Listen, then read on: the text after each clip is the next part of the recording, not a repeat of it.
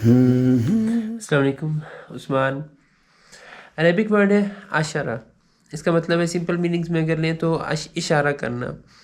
अगर थोड़ा डिटेल में जाएं तो आप लोग देखेंगे इसका मफहूम बनता है कि बग़ैर मुँह खोले किसी को हाथ से या उंगलियों से या इस तरह किसी चीज़ से कोई बात समझाना, उस तक कोई बात पहुंचाना, तो ये इसके मफहूम में आता है।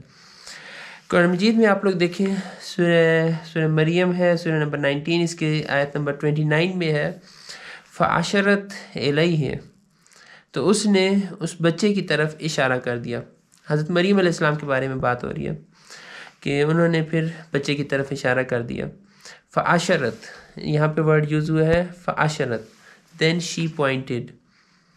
तो ये वर्ड था आशरा, इशारा करना, बग़ैर मुँह खोले हाथ से या उंगलियों की मदद से किसी को बात समझाना। जज़ाकल्लाहु खैर।